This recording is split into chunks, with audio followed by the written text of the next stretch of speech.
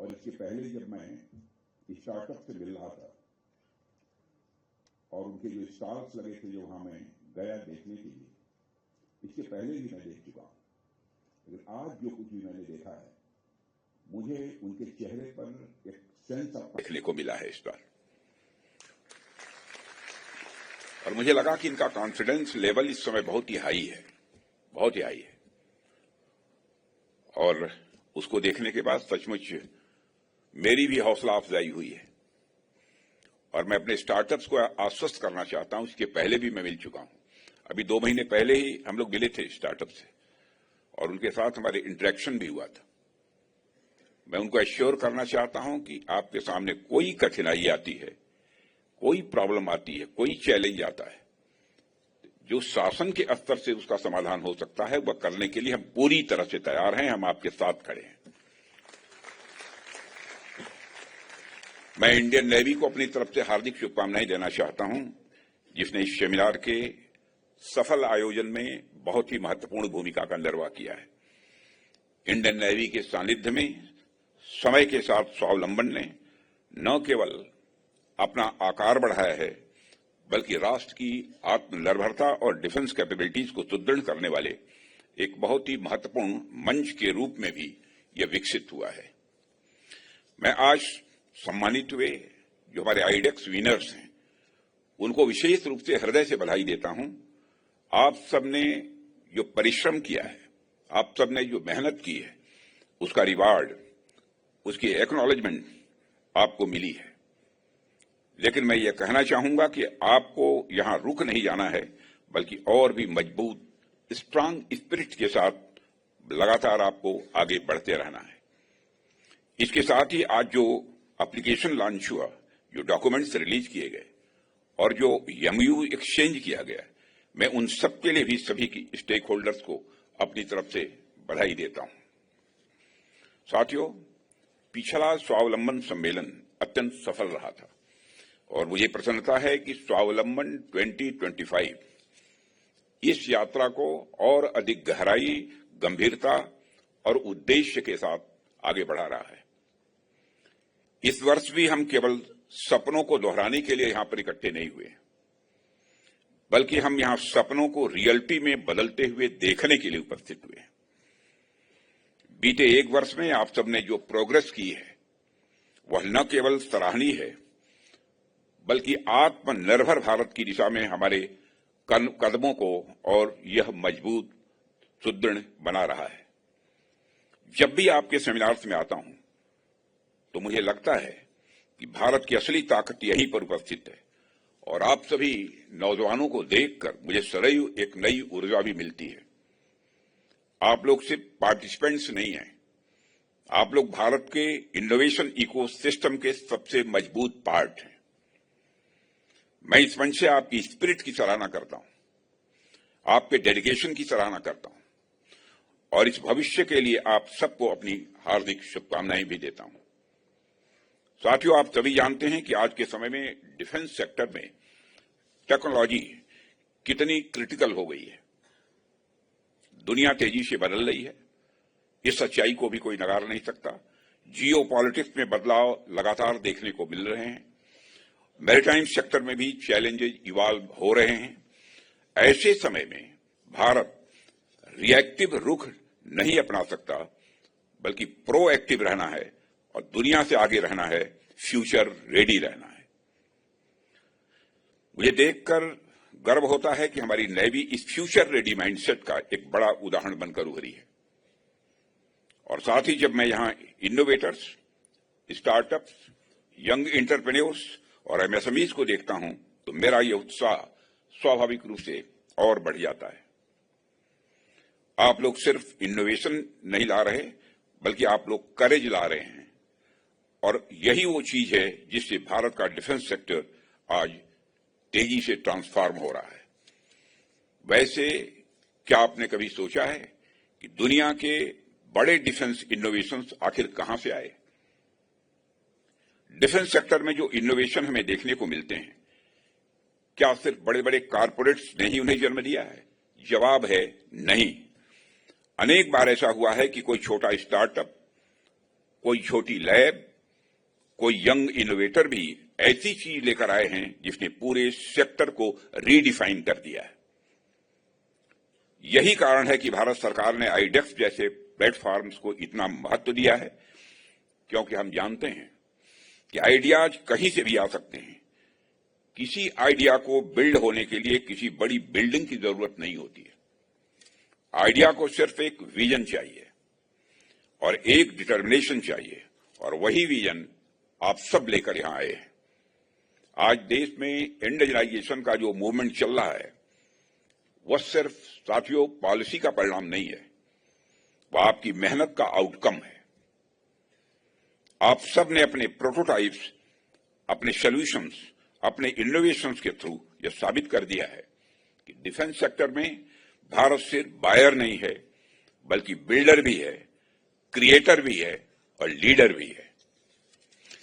और हम अब टेक्नोलॉजी इंपोर्ट करने वाले देश नहीं रहे, हम अब टेक्नोलॉजी एक्सपोर्ट करने वाले देश तेजी से बन रहे हैं। और यह ट्रांजिशन अपने आप में मैं मानता हूं कि बहुत ही बड़ा है। हमने सरकार में आते ही जिस आत्मनिर्भरता का सपना देखा था, आप सब ने उस विजन को आगे बढ़ाया है और हमारा आत्मनिर्भरता का यह स्वप्न 90%, 100% आगामी कुछ वर्षों में पूरा होकर रहेगा, ऐसा मेरा पक्का विश्वास है।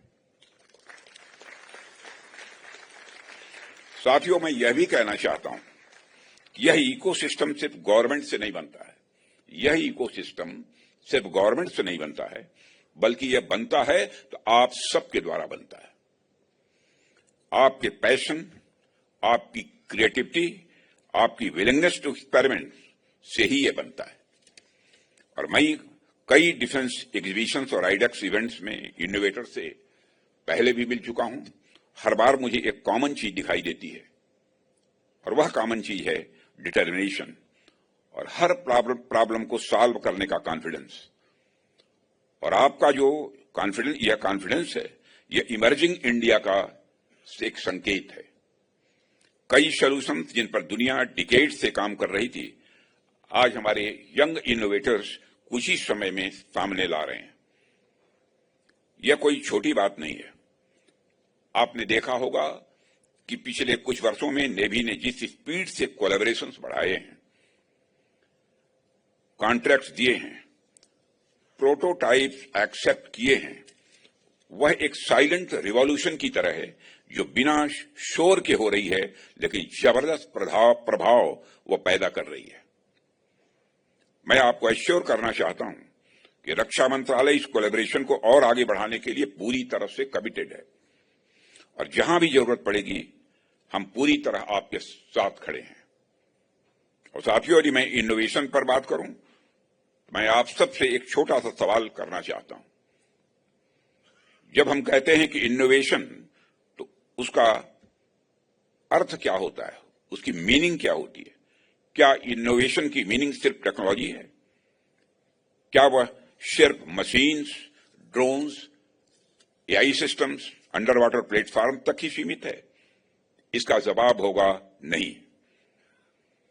दरअसल इनोवेशन एक आइडिया है। इनोवेशन व्हाई नॉट, यह पूछने की क्षमता देता है। आप सबने इसी क्वेश्चन को अपना ड्राइविंग फोर्स बनाया है। आज नेवी जिस मॉडर्नाइजेशन साइकिल से गुजर रही है, उसके पीछे आपका यही खुद से क्वेश्चन पूछने वाला एटीट्यूड ही जिम्मेदार है, ऐसा मैं मानता हूं। हमारी डिफेंस फोर्सेस के automated systems, unmanned vehicles, secure communication technology, advance surveillance tools, multi domain capability, इन सब चीजों के पीछे आपकी यही सोच जुड़ी हुई है। अगर आज भारत मैरीटाइम पावर के रूप में राइज कर रहा है, तो उसमें नेवी के साथ साथ हमारे इनोवेटर्स का एक मेजर कंट्रीब्यूशन भी है। और साथियों, बड़ी बात यह है कि आज की दुनिया में मल्टी यूज टेक्नोलॉजी जिस तरह से इंपॉर्टेंट बनती जा रही है, उस पर भी हमारे इनोवेटर्स काम कर रहे हैं। और मैं आज जब इस हाल में खड़े होकर आप सबकी तरफ देख रहा हूं, तो मुझे भरोसा मिलता है कि India is entering into A golden era of defence innovation. और इस गोल्डन एरा की नींव हम नहीं रख रहे हैं, डायस पर बैठे हुए लोग नहीं रख रहे हैं। इस गोल्डन एरा का फाउंडेशन स्टोन यदि किसी के द्वारा रखा जा रहा है तो आप सबके द्वारा रखा जा रहा है, इनोवेटर्स के द्वारा रखा जा रहा है। भारत की आर्थिक ताकत, इकोनॉमिक स्ट्रेंथ और स्ट्रेटेजिक आइडियाज और टेक्नोलॉजिकल प्रोग्रेस, इन सबको इंटीग्रेट करके नया डिफेंस आर्किटेक्चर बन रहा है, वह आपकी वजह से ही संभव हो पा रहा है। साथियों, अब हम उस मोड़ पर खड़े हैं जहां हमारे सामने डिफेंस सेक्टर और नेशनल सिक्योरिटी के नए डायमेंशंस खुल रहे हैं। आज जब हम डिफेंस इंडस्ट्री की बात करते हैं, एक बहुत ही महत्वपूर्ण पहलू सामने आता है प्राइवेट सेक्टर पार्टिसिपेशन का। हमारे यहां अक्सर परसेप्शन यह रहा है कि प्राइवेट सेक्टर प्रॉफिट ड्रिवन होते हैं। मैं जानना चाहता हूं कौन प्रॉफिट ड्रिवन नहीं होता है? क्या पब्लिक सेक्टर प्रॉफिट ड्रिवन नहीं होते? सभी प्रॉफिट ड्रिवन होते हैं। और प्रॉफिट ड्रिवन है तो इसमें गलत क्या है? मैं इसमें कुछ गलत नहीं देखता हूं। कोई भी इंडस्ट्री जब खड़ी होती है तो उसके साथ कई सारे एम्प्लॉइज और स्टेक होल्डर्स जुड़े होते हैं, इसलिए इंडस्ट्रीज का प्रॉफिट ओरिएंटेड होना यह अच्छी बात है, बुरी बात नहीं है। लेकिन आज मैं आप सबसे यह कहना चाहूंगा कि अब हमें प्रॉफिट प्लस अप्रोच के साथ आगे बढ़ना होगा। प्रॉफिट प्लस अप्रोच के साथ अब हमको आगे बढ़ना होगा। प्रॉफिट प्लस अप्रोच यानी मॉनेटरी प्रॉफिट के साथ साथ nationalism, sense of duty, strategic responsibility और देश के लिए कुछ बड़ा करने का भाव भी यह महत्वपूर्ण है। यानी हमारा लक्ष्य केवल इकोनॉमिक एक्टिविटी तक ही सीमित न हो, बल्कि वह सीधे सीधे नेशनल मिशन से भी जुड़ा हुआ हो। नेशनल इंटरेस्ट को ध्यान में रखते हुए प्राइवेट इंडस्ट्री को आगे आकर अपनी भूमिका बढ़ानी होगी।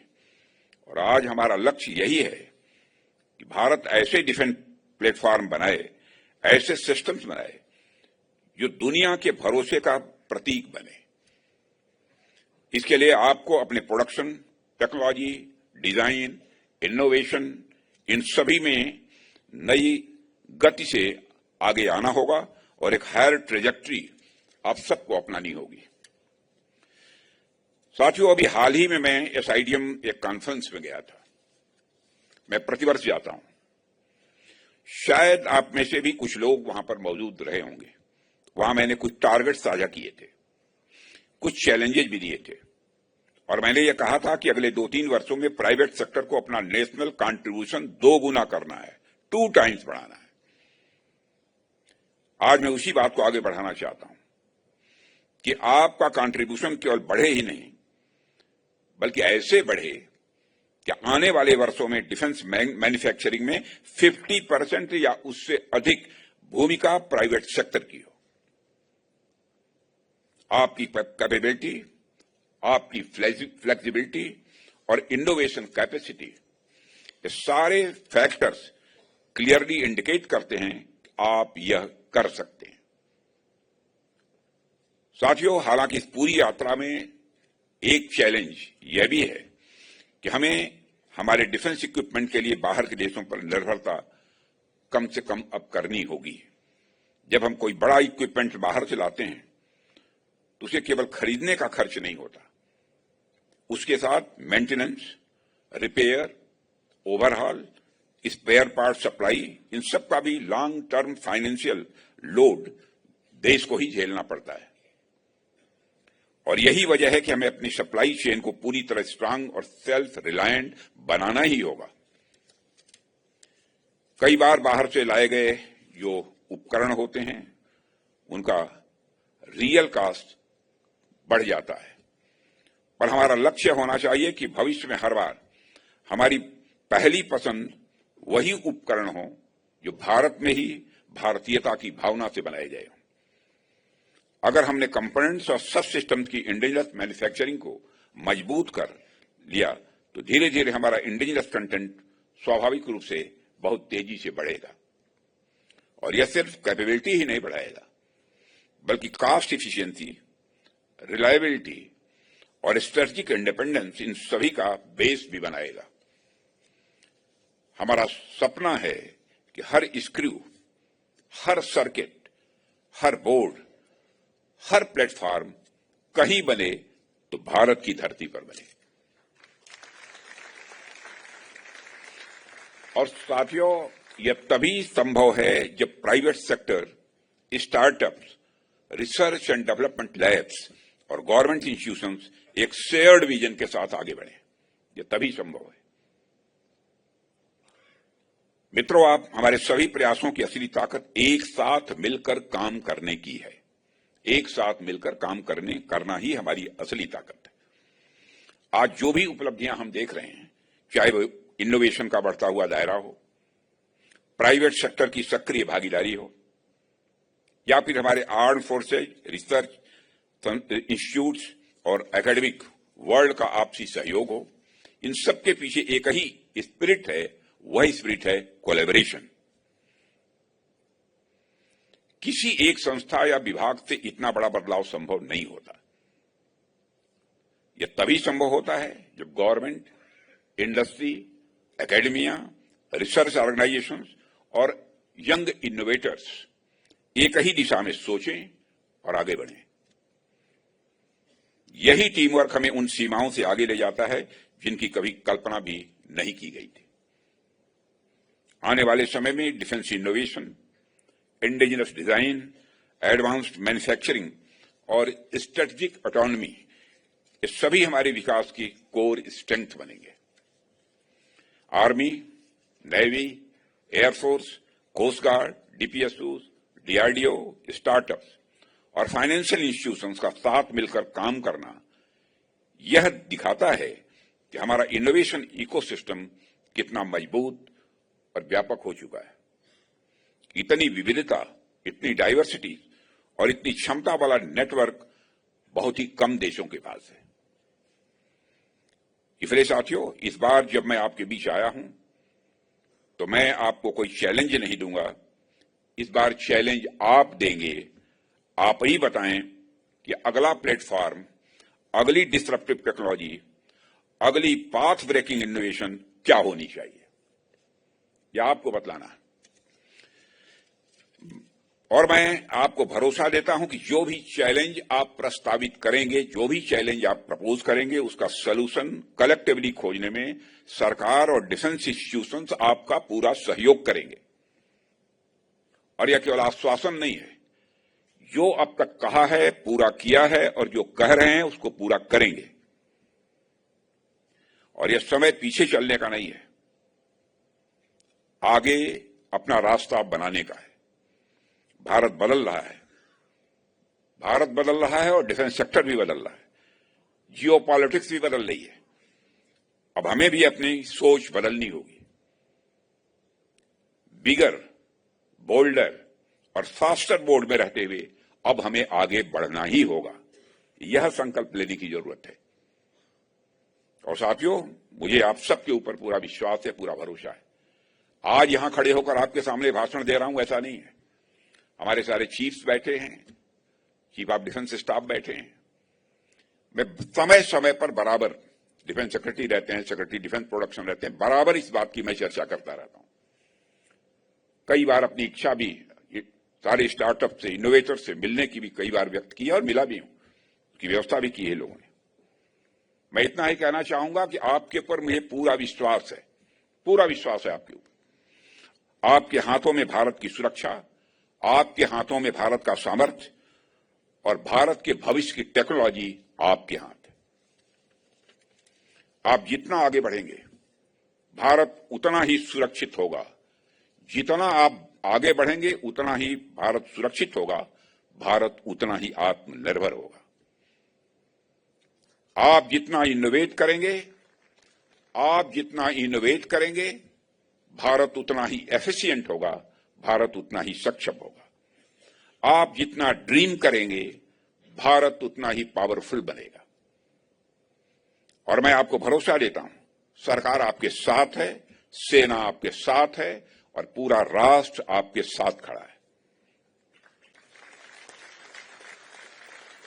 अंत में मैं रक्षा उद्योग, रिसर्च इंस्टीट्यूशंस और एकेडमिक समुदाय को विशेष बधाई देना चाहता हूं।